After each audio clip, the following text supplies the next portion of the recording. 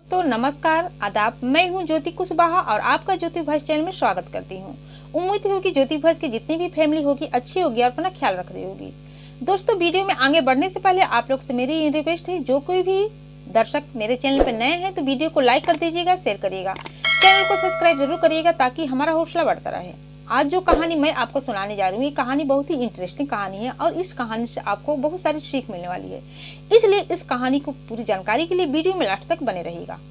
तो दोस्तों आज जो घटना मैं आपको सुनाने जा रही हूँ, ये घटना है गोवा के चाप शहर की। उस चाप शहर में एक छोटा सा गांव रहता है। उस गांव में एक भाई और बहन रहते थे। भाई का नाम होता है ललन, जिसकी उम्र 32 साल के आसपास होती है। बहन का नाम होता है मालती, जो कि 27 साल के आसपास होती है। दोनों भाई बहन जब छोटे होते हैं तो उनके माता पिता के एक कार एक्सीडेंट में मौत हो जाती है।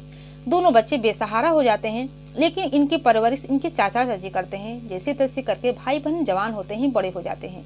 भाई 10वीं तक पढ़ाई करता है, लेकिन वो अपनी बहन को आगे पढ़ाने के लिए अपनी पढ़ाई भी 10वीं तक पढ़ाई करके छोड़ देता है, क्योंकि उसे सपना रहता है कि वो अपनी बहन को आगे पढ़ाएगा, आगे तक ले जाएगा और उसे उच्च शिक्षा देकर कुछ काबिल बनाएगा।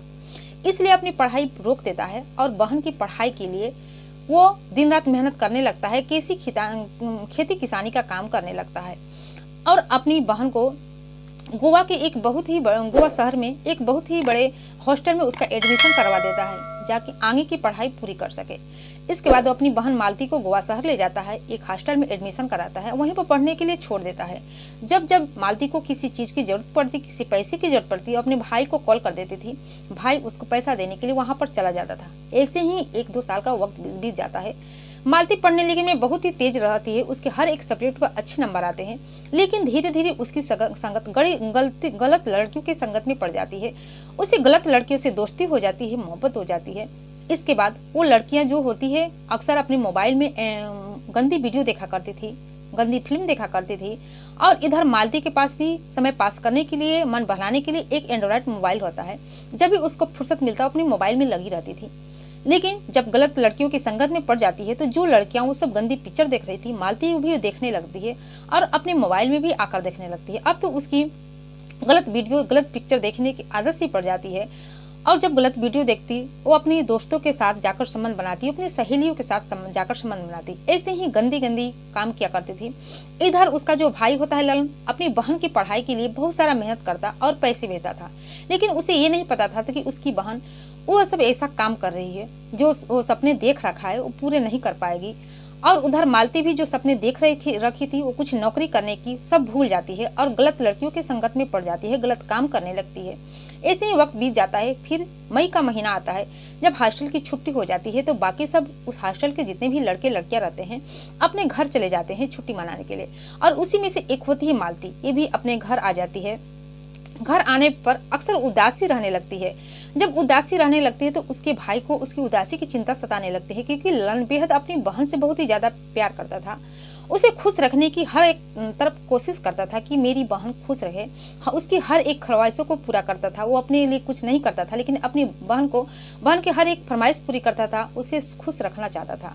जब बहन उदास होती है तो बहुत परेशान हो जाता है, पूछने लगता है कि आखिर क्या बात है, तुम्हारा ही घर है, इसमें उदासी की क्या बात है, करो खाओ मस्त रहो।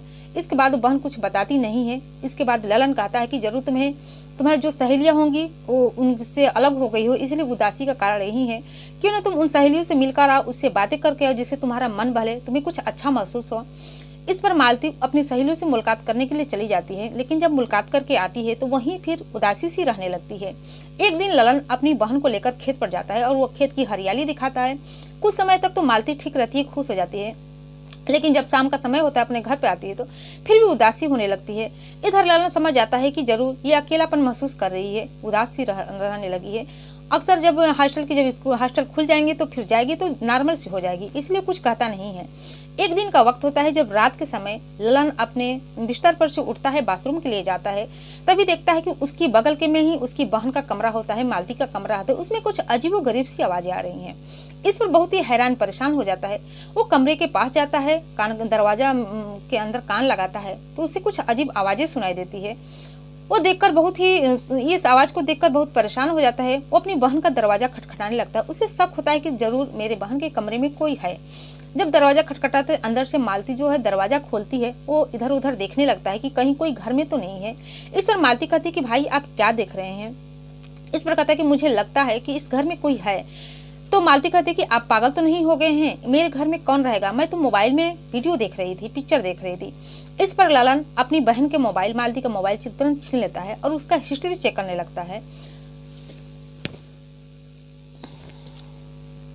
जब उसका हिस्ट्री चेक करता है तो देखकर दंग रहता है, उसके पैरों तले जमीन खिसक जाता है कि उसकी बहन ये यहाँ तक जाएगी, उसे अब सपने में भी नहीं सोचा था। दरअसल उस वीडियो मोबाइल में वो गंदी वीडियो देख रही होती है और जब ये सब देखता है तो अपनी बहन को डांटने फटकारने लगता है। कहते कि तुम क्या कर रही हो, तुम्हें तो पढ़ाई करनी चाहिए, जो मैंने सपने देख रखे तुम मेरे सपने पर पानी फेर दिया, तुम यही सब वहाँ भी करती आ रही है और यहाँ भी करने लगी है, मुझे नहीं पता था कि तुम ये सब काम कर रही हो। इस पर मालती गुस्सा से हो जाती है, कहती कि जो मैं ये कदम उठाई हूँ इसकी वजह सिर्फ आप है। इस पर ललन कहता है कि इसकी वजह मैं कैसे हो सकता हूँ, मेरी इसमें क्या गलती है।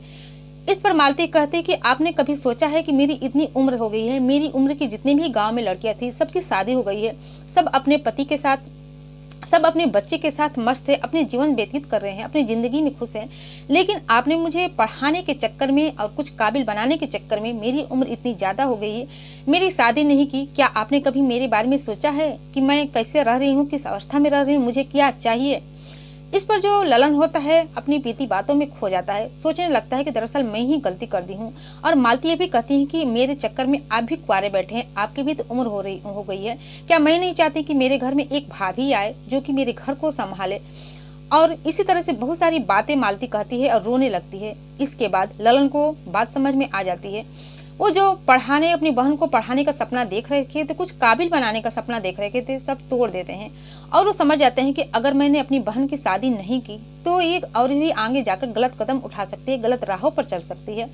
इसके बाद वो अपनी बहन के लिए एक अच्छा रिश्ता देखने लगते हैं। देखते ही देखते 1 महीने के बाद एक अच्छा लड़का सा देख लेते हैं और लड़का देखकर अपनी बहन मालती की उसे शादी कर देते हैं। शादी करने के बाद मालती अपने ससुराल में चली जाती है, अपने पति के साथ खुश रहने लगती है, अपने सास ससुर की सेवा करने लगती है। एक साल का जब समय बीतता है तो इधर जो ललन थे वो भी शादी कर लेते हैं और अपनी जिंदगी बिताने लगते हैं। तो दोस्तों ये रही पूरी कहानी आप लोग के सामने। इस कहानी के बारे में आप लोग क्या सोचते हैं, आप अपनी राय कमेंट सेक्शन में जरूर बताइएगा। और एक कहानी सुनाने का उद्देश्य आपको दुखी करना, परेशान करना नहीं था, बल्कि जागरूक करना था, सचेत करना था कि हमारे समाज में अक्सर कोई होता है कि लड़कियां या लड़कों को पढ़ाने के चक्कर में उसकी आधी उम्र ही निकाल देते हैं। लेकिन ये भी सोचना चाहिए कि जो लड़का पढ़ रहा है, लड़की पढ़ रहा है, जो काम करना चाहता है वो शादी के बाद भी तो कर सकता है। ऐसे ही मालती के साथ हुआ। उसके भाई ने जो सपने देख रखा था वो पूरे नहीं कर सकी और गलत संगत में पड़ गई, इसलिए उसको भाई की उसकी शादी करनी पड़ी। इसलिए आप लोग से रिक्वेस्ट है कि समय रहते ही बच्चों की शादी कर देनी चाहिए। ये नहीं देखना चाहिए, उसकी उम्र को भी देखना चाहिए कि इसकी उम्र कितनी निकल चुकी है। या बाकी जो जिसको जो करना होता है शादी के बाद भी कर सकता है, शादी से पहले भी कर सकता है। तो जाते जाते मैं आप लोग से ये भी कहना चाहूंगी कि जो कोई भी मेरे चैनल इस वीडियो को जहां से भी देख रहे हैं, अपना नाम और अपने जगह का नाम कमेंट में जरूर बताइए, ताकि आने वाली अगली वीडियो में मैं आप लोग का नाम ले सकूं और मुझे नाम लेने में बेहद खुशी हो। फिर मिलती हूँ अगले दिन नई कहानी के साथ, नई घटना के साथ। तब तक के लिए जय हिंद, जय भारत।